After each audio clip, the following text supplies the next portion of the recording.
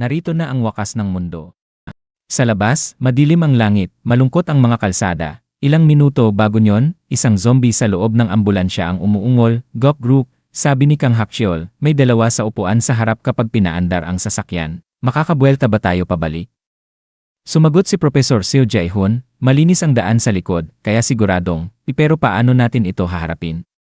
Biglang natigilan si Kang Hakchiol at naguluhan nang may narinig siyang ingay mula sa direksyon ng bahay ni Professor Seo Jae-hoon. Sumigaw si Professor Seo Jae-hoon, ano yung tunog na yon? Biglang nag-ingay ang radyo ni Kang Hakchiol. Kang Hakchiol, nakuha mo na ba ang sasakyan? Bilis, pumunta ka rito. May problema, pawisang sagot ni Kang Hakchiol, baril yon. Galing sa mga taong dumating kahapon. Tanong ni Professor Seo Jae-hoon, ano bang nangyayari?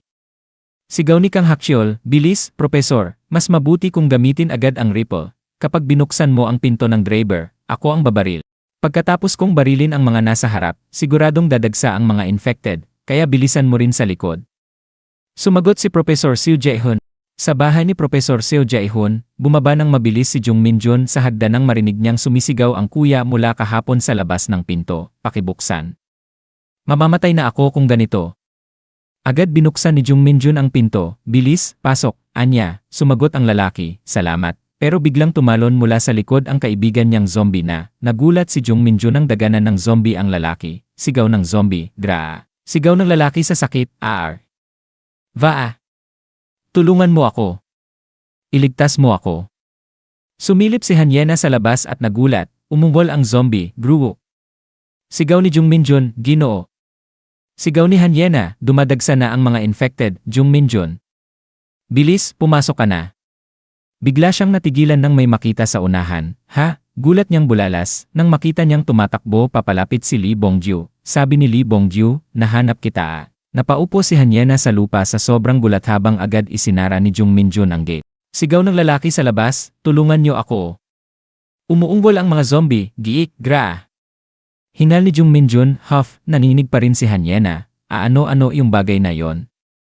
Sagot ni Jung Min-jun, si Lee Bong-ju yon yung nakilala natin sa construction site, yung kuya na kakilala ni Park Sung-bin, sa labas. Umungol si Lee Bong-ju, bro iyan na pawisang sabi ni Jung Min-jun, kailangan na nating tumakas. Sumigaw siya, hindi madaling labanan yon kahit triple pa ang gamit. Kailangan natin si Kang Hakchiol dito. Biglang narinig niya ang malalakas na pagbugbog sa gate. Nagulat siya at napatingin doon, may malaking umbok sa bakal.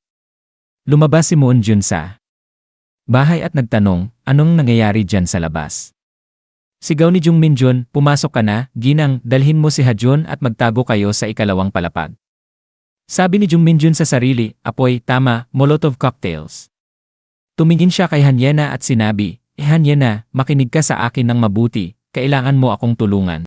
Pero nananatiling nakatulala si Hanyena, sumigaw ulit si Jung Min-jun, Hanyena. Bumalik ka sa ulirat at makinig ka. Biglang nagulat si Hanyena, hinawakan ni Jung Min-jun ang balikat niyang delikado at sinabi, tiyak na babasagin ng halimaw na yon ang gate at papasok, maaari pa nitong gibain ang pinto para lang hanapin ka. Kaya babatuhin ko ng molotov ang gate para makakuha tayo ng oras gamit ang apoy, may natirang gasolina pa mula kahapon, di ba? Kapag nakapasok na yung halimaw sa gate, buhusan mo siya ng gasolina mula sa itaas. Tapos babatuhin ko pa ulit siya ng molotov, dadami pa ang mga infected. Kaya pagkatapos mong ibuhos lahat ng gasolina, ikaw naman ang babato ng molotov mula sa itaas. 8 ang molotov cocktail, 4 sa akin, 4 sa'yo, kakayanin mo ba? Hindi pa rin kumikilos si Hanyena, nanginginig at pawisan, sumigaw ulit si Jung Min-jun, kakayanin mo ba? Sumagot si Hanyena. Pumasok si Jung Min-jun sa loob ng bahay kasama si Hanyena at sinabi, bilis, umakyat ka na sa ikalawang palapag. Kinuha niya ang ilang bote ng soju na may lamang gasolina. Lumabas ulit si Jung Min-jun at sinabi sa sarili, dahil sa ingay, mas maraming infected ang dadagsa kapag bumigay ang pinto, sabay-sabay silang sasalakay. Pero kung tama ang hinala ko, kahit gaano katindi ang instinct nilang umatake, mahina pa rin sila sa apoy. Tatalon sila sa apoy, pero kahit papaano, mapipigilan natin ang sabay-sabay na pagsugod ng infected.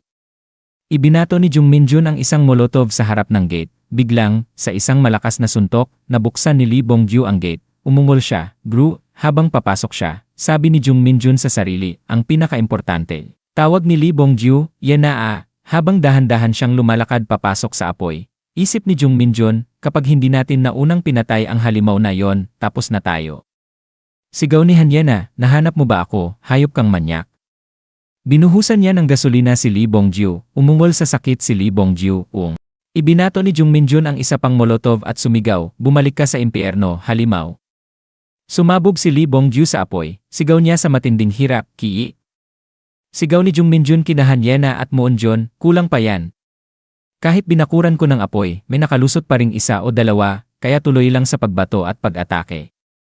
Sagot ni Hanyena. Biglang tumakbo palapit ang zombie mula kanina kay Jung Minjun at sumigaw, Graa, ar. Sigaw ni Jung Minjun, may papasok. Isip niya, paubos na ang Molotov cocktails, delikado to kapag dumami pa. Kung meron lang tayong ripon ni Haksyol. Si Yena sa itaas mukhang paubos na rin ang sa kanya. Sigaw ni Lee Bongjiu sa sakit, Bru. Kinagat ni Jung Minjun ang labi at naisip, wala na. Ito na ang huli. Habang may isa pang zombie na papalapit sa kanya, sumigaw ito, Brua ar. Sinugod siya ng zombie at natumba si Jung Minjun, pawisan at takot na sigaw ni Hanyena, Jung Minjun. Umiyak si Moonjon, ano nang gagawin natin?